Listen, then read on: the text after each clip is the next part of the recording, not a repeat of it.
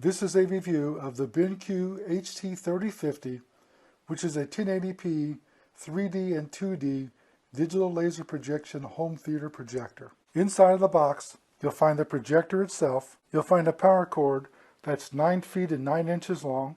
You'll find a remote control for the projector that has a working range of 26 feet, and it emits the control signals to this front receiver. Here you have two AAA batteries to power the remote. You have a warranty card that has a phone number on it to call for warranty service. You'll have a quick start guide, which is pretty weak to be honest with you, but you also have a CD-ROM, and on it is a complete instruction manual that's very good. Being the geek I am, I printed out the complete instruction manual, 63 pages, and put it in a 3-ring binder. I suggest if you're going to do any advanced setup or programming that you print this out. The first thing you want to do is put the batteries into the remote control. The polarity is marked in the bottom down there. You can see it. And so you just want to snap them in there and close the lid back up. Here on the front, you'll see the receiver for the controller, the lens cap for the projector, and down in here you can see the projector lens itself. Here you have an exhaust vent for heat. This is an adjustable front foot to adjust the tilt if you want to do so, and you can pull that out and adjust it. And then you have feet back here at the back that you can use to level the projector. Here you can see I've extended that front foot. I just want to give you a word of caution. It is a plastic piece, so make sure you don't break it off. On the bottom here, you'll see 4 holes that are tapped. This is for an optional wireless adapter. This here gives you a mounting position to mount the ceiling hanging bracket, which is optional. On the back here, you'll see 2 speaker ports. These are each a 10-watt speaker. Here you can see the plug for the power cord. Here's an HDMI port, number 1, to connect to a television, for example, or a computer or a monitor. Here you have an HDMI 2/MHL. This is a special port that allows you to connect to a smart device like a tablet or a phone.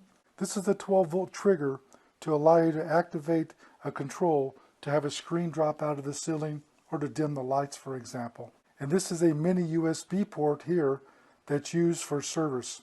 Here you have a VGA input like you would have for a PC. Here you have an RS-232 port, which allows you to connect it to a computer-controlled home entertainment system.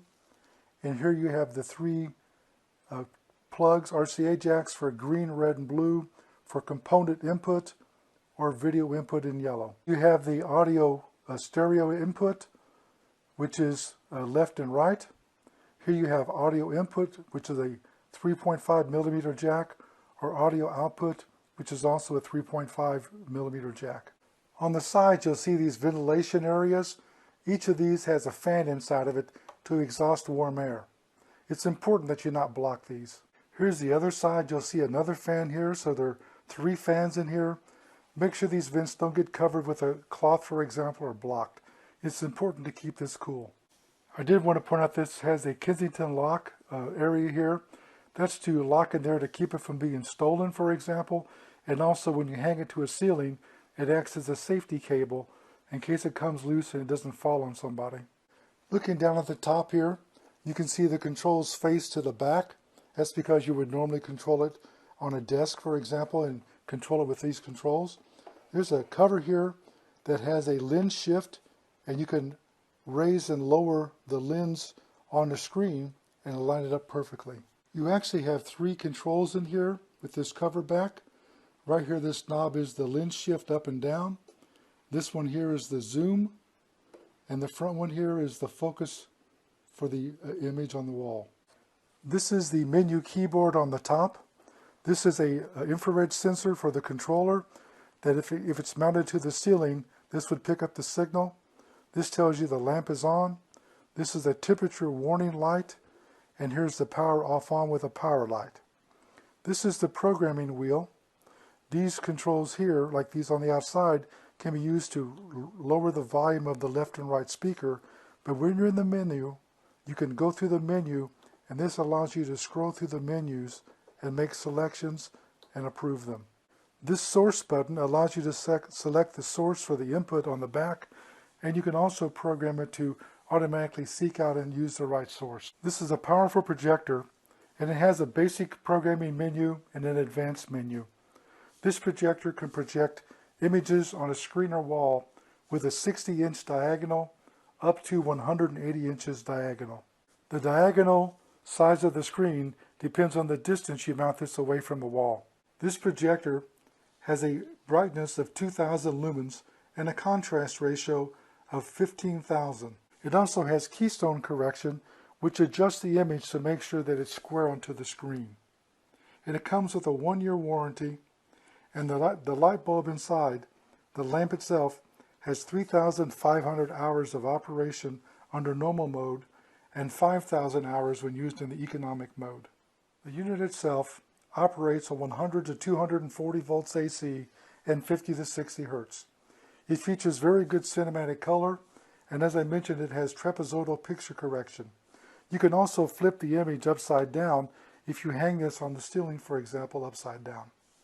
You can project 2D and 3D images, and you can even compensate for the color of the wall to make sure you get true color images. You can also project a test pattern to allow you to properly set up the projected image. Here you can see a projected image of the startup menu. This is when you first turn it on. The projector right now is 96 inches from the wall, and the screen you see on the wall now is 88 inches in diagonal. That's not quite half as large as it will go. We're in a room right now where the lights are on, and you can see I have can lights in the ceiling, for example, and there's lights on behind us, so the room's quite bright, and you can see how good and clear the picture is. As you set this up, if you're going to use front projection, you set it up and hit it. You now select your language, and now you can do the keystone distortion adjustment, but as you can see right now, it's perfect, so I don't have to do anything with it. Here's the selection for the automatic source to find the source that's on. It's already engaged, and now when I touch it, it asks me whether I want to use the basic or the advanced programming. I'm just going to use the basic. Here you can see it's on the source HDMI 1, and I've got a PS3 plugged into it, so that's where I want to start. I press OK, and it's searching for the source and connecting up. Now you can see it's found the PlayStation 3, and it's in the startup menu. And here you can see I'm playing a movie. This happens to be the start of Avatar. I'm not going to start it, but I just want to show you a perfect flawless picture, perfect clarity. Here you can see I have the menu on. I've made one adjustment. I've changed the wall color to a light yellow. It's actually a light gold, but I wanted to see what effect it had on the colors. Here you can see that I've made the adjustment. The colors are more true now. Blue, the grass is green. It's really an excellent picture. It's as good as looking at an LCD screen that was this size.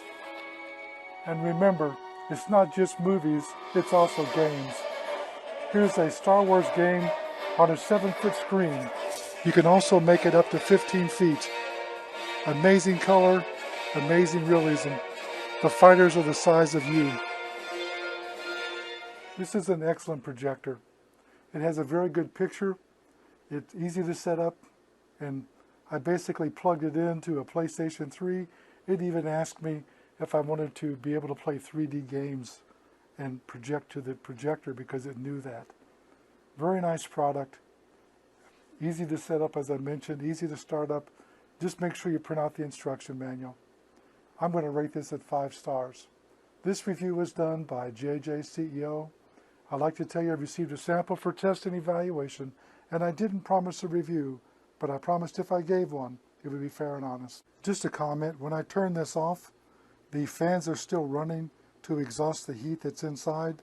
That protects the bulb. So just don't come over and unplug the power on the back because it needs to cool down first.